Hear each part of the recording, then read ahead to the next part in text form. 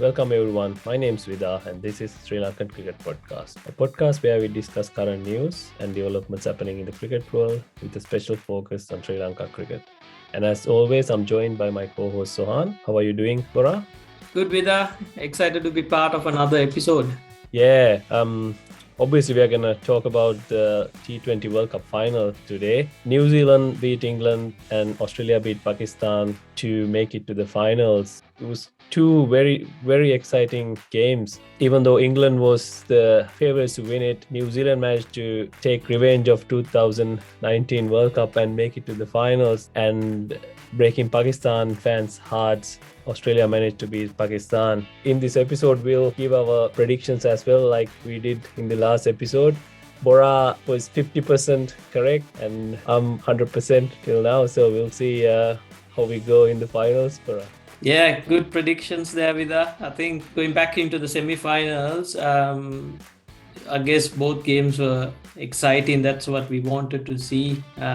No clear favorites in those games till the game was over. It was hardly fought hard right till the end. 50% right. Yes, New Zealand got through. On the other end, kind of wanted Pakistan to keep rolling, but it was a hard one for them to be on. It's a hard tournament to play, a perfect tournament because of the nature of T20 cricket, and overall Australia has had a strong hold over Pakistan in ICC events, so they kept that record intact and got through. So now we are moving on to the all-important game of the final, and would be excited to discuss more about this. We'll be steering away from Sri Lanka for this episode because we'll focus more on the T20 World Cup against Australia versus New Zealand. It's an interesting one with that because of the time difference. Like in Australia, for us watching this game, it's a 1 a.m. start, and I think in New Zealand it's a 3 a.m. start. So it'll be interesting to follow and watch the games. But it's just one more game that we'd like to watch and enjoy and see who comes out on top. I'll be up watching the game. Yeah, it's awkward time, but I'm sure the fans will be up to watch it. You talked about Pakistan. They won everything up until semi-finals, and this is not the first time. It happened to Sri Lanka in 2009 T20 World Cup. We won everything and lost the final, and it happened to Australia as well in 2010. They won everything and lost the final to England. So that's how the T20 games go. You can have a bad passage of play, like it can be 2-3 balls and the momentum shift to the other side, and that's what happened to Pakistan. A lot's been talked about Hassan Ali's catch, but the follow-up balls, the next 3 balls went for 3 sixes, and that was game over. It's tough, but it is what it is. Cricket is like that, isn't it? Yeah, exactly right. I think it's the momentum shift. Yeah, you could hear it.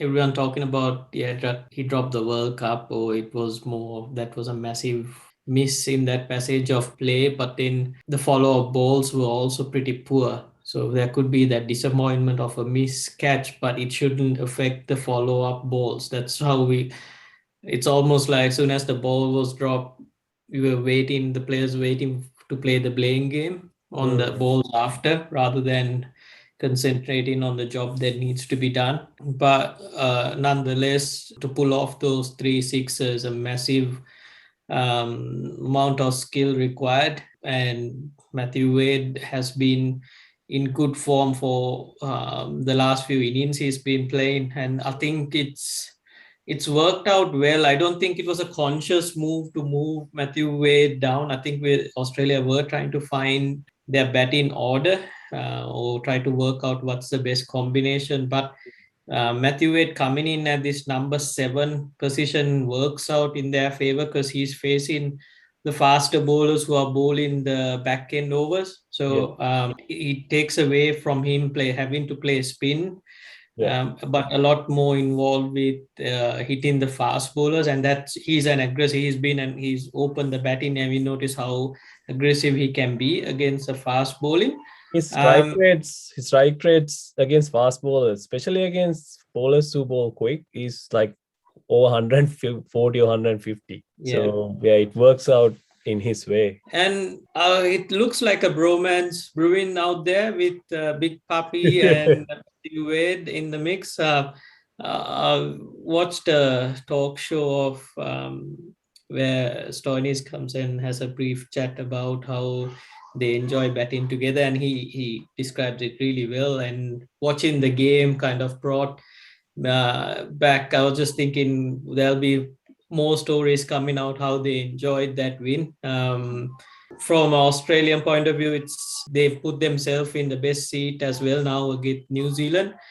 To put their hands around a trophy they don't have. It's a game. New Zealand have worked around with Australia in the recent events in matches by winning, but still there is that big brother effect going into games like this. So Australia tend to hold the upper hand a bit more. Yeah, it's an open game with the finals. I'd like to touch base into the Australia New Pakistan game where I think, like you said, there were certain momentum shifts that kind of worked in Australia's favor, Yeah. but a big win for them.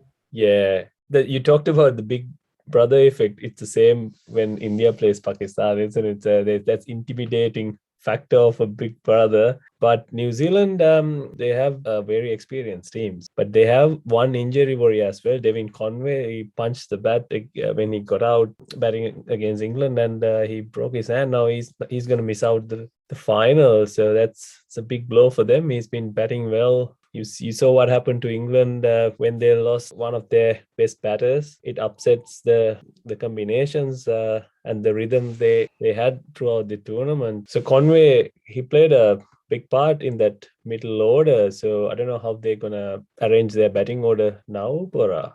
Devon Conway is going to be a massive miss for the New Zealand camp. He's number one. He's been doing the glove work behind the stump, so that means a new wicketkeeper comes into the mix. Also, Devon Conway has been playing a crucial role through the early, middle. So as soon as the power play ends, through to the back end, he kind of held the batting order together. So they had wickets intact for them to go hard. So the crucial number 4 position, they'll have to find a person to come in.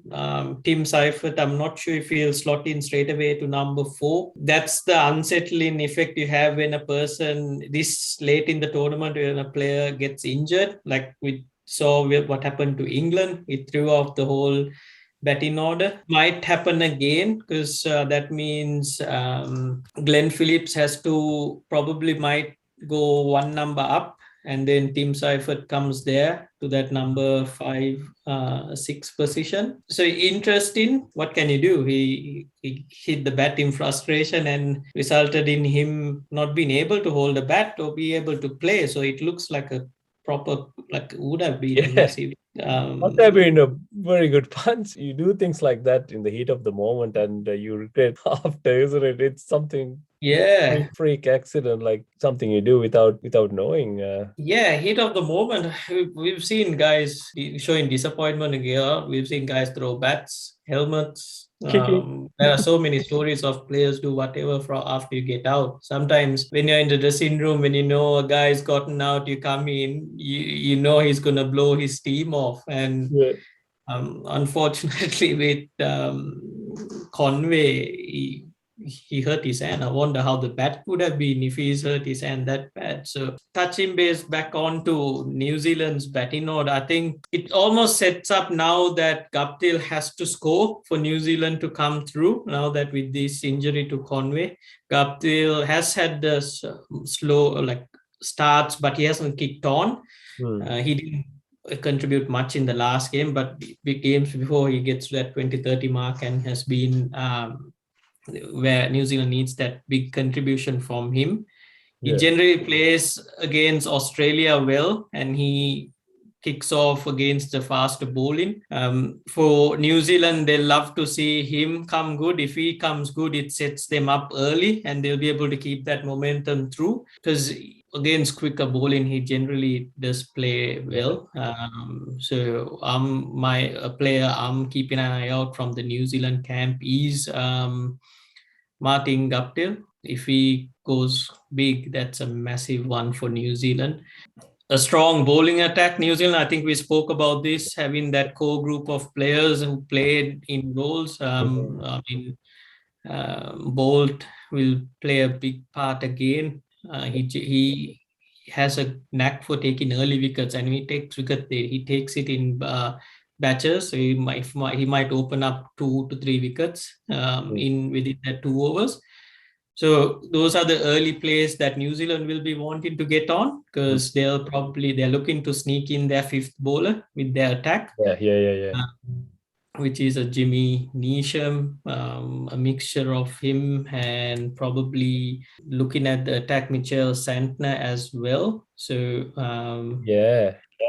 Well, against England, Santner didn't bowl to Moeen Ali, and they stick to their bowling plan really well, Bora, didn't they? yeah, Even with the new ball, they tried to pitch it up, and then after that, they stuck to that back of a length, making batsmen hit to the long boundaries. As a bowling unit, I think they are both sides have good bowling units. Then they're bowling really well.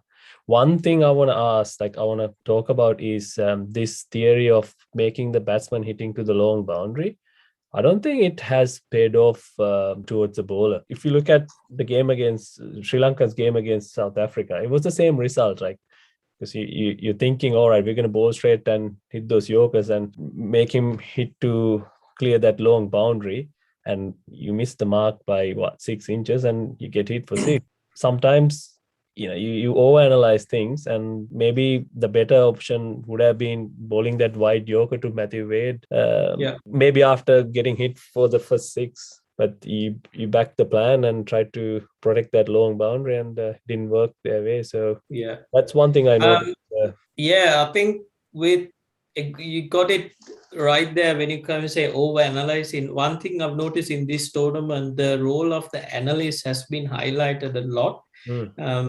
And there are a lot more emphasis on player setups or matchups that happen in the games or passages of play. I think a lot of the decisions were backed by the data that has been provided. Again, with you and I, we always throughout playing our professional careers back in Sri Lanka, you normally hear that players say, "Oh, he's weak against all spinner." Or if he's weak against a left-arm spinner, or a short ball, but there wasn't a lot of data backed into it. It's just a thing that we've seen and we were discussed about. But this tournament, it appeared like a lot of the decisions were backed with that data.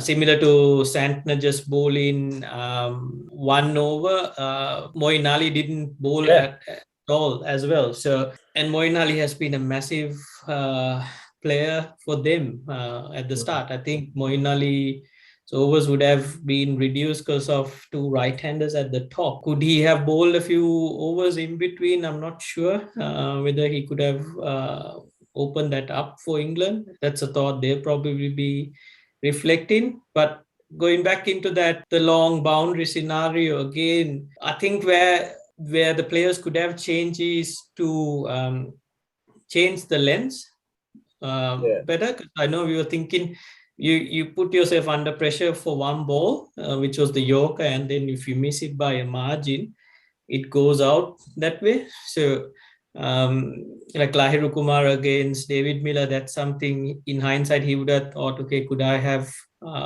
think about it a bit more shorter? I know we talked about the wide aspect, but could he have cut his lens slightly different, just as a difference?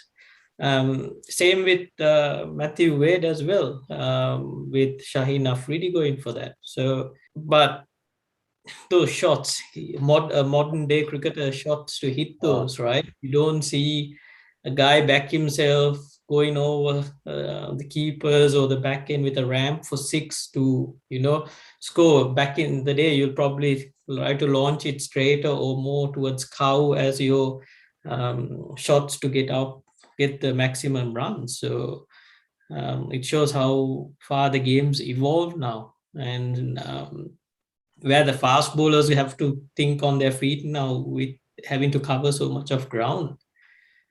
Yeah, no, that those three shots from him, it was amazing shots. One other thing I want to talk about. What are your thoughts about Steve Smith's batting in T20s? Bora, he seems to be. I know the team's winning, but he seems to be not getting any runs Yeah, top of the order. his currency has gone down in T20 cricket. I think it was on the way down. Even when he didn't get a permanent start in the IPL side as well, because there's a place where can you bat him? He has to either open or bat at number three. Yeah. It's uh, Is it to do with analyzing as well? Maybe you reckon bowlers could and be. the teams I have think, found a way yeah, to bowl to him? I think so as well. And I think he doesn't know how the T20 format's set up for his game or how to get around it yet. The player has to understand. I know he's got his quirky habits and stuff like that gets on, but in hindsight, you got the passage of play that he has to play. He's been struggling to cope up with it. So he tries to overdo what he's doing rather than letting it naturally come through. Like we know, he walks across his stumps when he's Yeah. playing Test cricket, but it's calculated at a certain stage where he's got so much of time to play around with that. In T20 cricket, it's almost as if he's trying to do everything within that first three balls, and teams have gotten on to it and build the pressure. But in this tournament, he's been quiet. Biggest factor was Mitch Marsh getting promoted to bat at number three, means they've identified, okay, we need that guy to push on, not slow up whatever the momentum's up there. So I have a feeling Steve Smith is in the team to do what just hold in game. If we lose that wickets, if Australia Ah, loses the wickets early up, just to hold on in up and just keep batting, because either side of him, it's all power hitting. You got Finch, Warner, Mitch Marsh, then Smith comes in, then you got Maxwell, Stoinis, Matthew Wade. So six power hitters in with one guy who just got to hold his stick.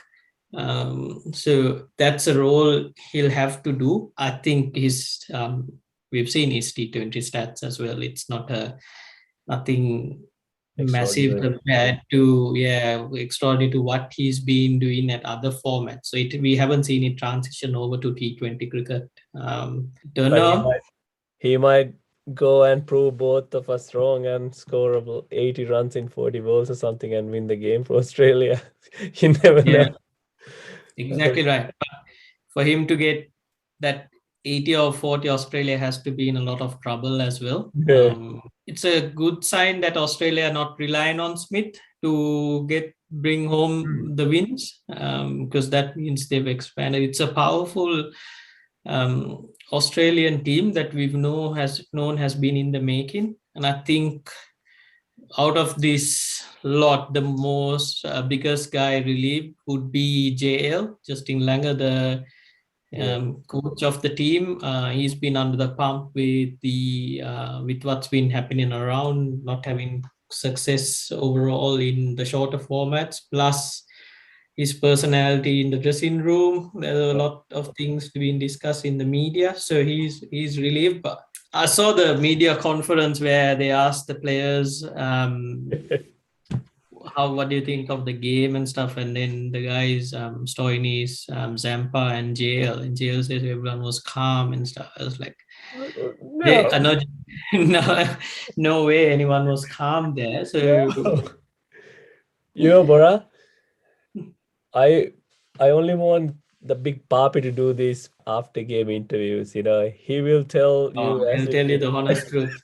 Yeah, I only he'll want tell it as it is. There's a lovely Yeah, he'll tell you exactly how it happened. And he's the best guy. That's a big puppy. I'm sure he'll be there Yeah. wanting to, if Australia wins it, that's going to be some lovely stories coming in.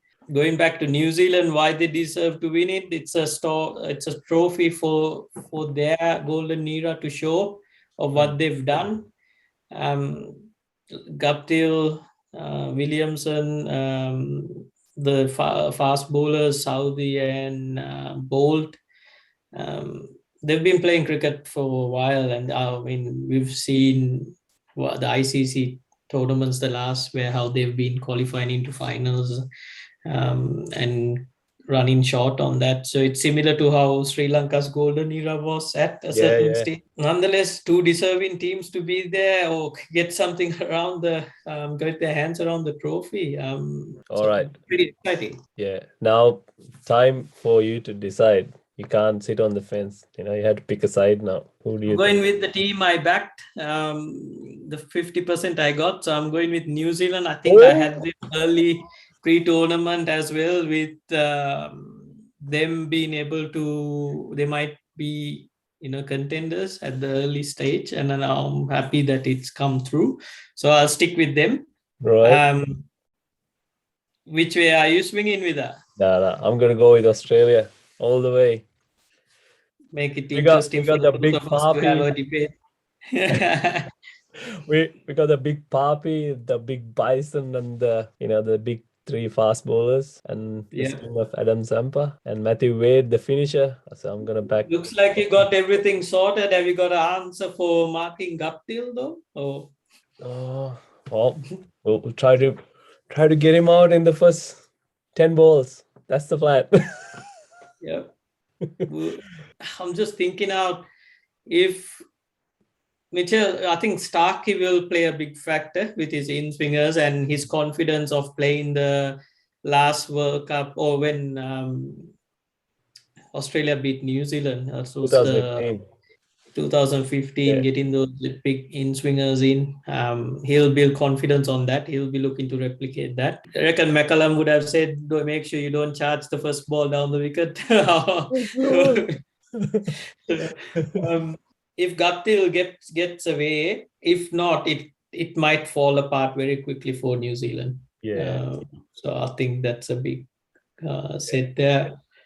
With the bowling camp, Hmm. it's Bolt versus Finch and Vaughan. Yeah, yeah, yeah. They bring it in. I mean the big difference in the Aussie, I mean the Aussie T20 teams in the past and this team, like recent past, they have their best fast bowlers in this team. Like they haven't rested any of their test quicks. Their bowling unit basically is their test bowling unit, except for Adam Sampa. So these guys have been playing cricket for a long time together, and when it come to a final, they've experienced that as well. They have experienced the success. So in a final scenario, those things matter. So that's why I'm backing the Aussies. We'll see. Now that's, yeah, it should be a good game. Keep an eye out on the 17th over. That's where I think the game shifts. That's my Yeah. prediction. I've noticed that the 17th over kicks tend to swing the decision Mm. either to the team that gets on top of that over. So I don't know. Generally, Pat Cummins would take it for Australia. For New Zealand would be Trent Bolt Oh, uh, yeah. doing that. So it might be that whoever comes on top there brings it home. Um, the legs, two leg spinners playing there as well. Zampa versus Sodi, Sure. Yeah. slightly different. Nonetheless, it shows that through the middle overs, what an impact they can do. Zampa's had a massive tournament. It's He's done really in well. Australia. He's done really well. I don't think he's gone over 20 or 21 runs per in a game yet. So that's a massive factor. If a bowler can get you four overs through that middle passages at less than, what's that, less than 6 runs and Yeah. over, that's a massive win for them. But yeah, it's a hard one, isn't it? With like we've got both the scenarios of the Yeah. teams. So it's not clear favorites. We had the two favorites finish Yeah. up early. So that's T20 cricket. Yeah. Looking at the two teams, I think the momentum is with Aussies. Like, they've been building this up, and Yeah. that's what I think. Yeah, Australia's got the momentum and they've got the setup. They've got it set up well. They've had Warner scoring runs. I mean, Stoinis and Wade, Matthew Wade has been always finishing it up for the boys. And Maxwell had short, and Finch had short stints out there with Mitch Marsh. So they've got a mixture of players coming through the party, and their roles are pretty set. You Yeah. don't have to play around with that. Yeah. Bowling roles are set, the batting roles are set. It's almost like you don't have to change to a situation unless something really fires up. At the moment, yes, it's a set and forget plan for Australia. Mm, New Zealand has a bit of work to do with their injury to yeah. Conway and knowing what to do. Tim Seifert is also, he tends to go hard. So, Mm, uh, but you won't have him opening because Gaptil and Daryl Mitchell's settled there. So, yeah, it's at the no, moment momentum Australia. I'm already pumped. I think let's leave it there, and we have a lot to talk about other than the World Cup, but we'll do it in another episode. Bora, Yes. we had Lanka Premier League draft happened last week, and there's few interesting stories to discuss about that Yeah. as well. And West Indies tour is underway. They're playing a 4-day practice game starting tomorrow, I think. So that's something we want to talk about as well. Plus the ladies T20 World Cup qualifier starting in Zimbabwe. So that's another topic we want to discuss. So we'll do that in our next episode, Bora. Yeah, sounds good. Just a quick one on the LPL. Some shocking news with team selections out there. So let's see what develops further. Yeah. But I think I said a small glimpse. I didn't think it will come to this extent, correct? But I did touch base about there might be some players not making it in this camp, in this edition. I mean, we've seen some of the tweets that are shared. There'll be changes that are happening. I've seen Sri Lanka Cricket has put forward 10 players that they feel should be part of this edition, which is a good step that it's good that they've identified, we need Yeah. this for the development of the players as well.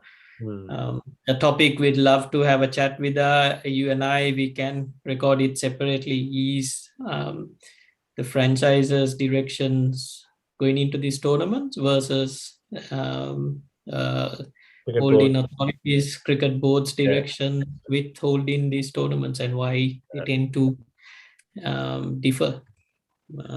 But Yeah, it's definitely a good topic to talk about. I mean, we need a full episode to talk about that, Bora. If you start talking about that, we'll be talking for another yeah, hour or so. So we leave it for the next episode. I mean, you're right. Like we expected few changes, but we didn't expect this many changes. So it is. Yeah, we'll do that in another episode. I think that's about it. If you have anything else to add. nah, I think let's watch the last game of the tournament. Hopefully, it's a good game to watch. Wishes to the two teams playing out there. Yeah, excited episode we'll cover once the match finishes and a few stories that would have happened in the game. Let's try to cover that as well. But for the moment, with Australia versus New Zealand, we are both on either side of the fence. Let's watch the game and enjoy that. Go Aussie. All right, we'll see you guys soon. See you guys.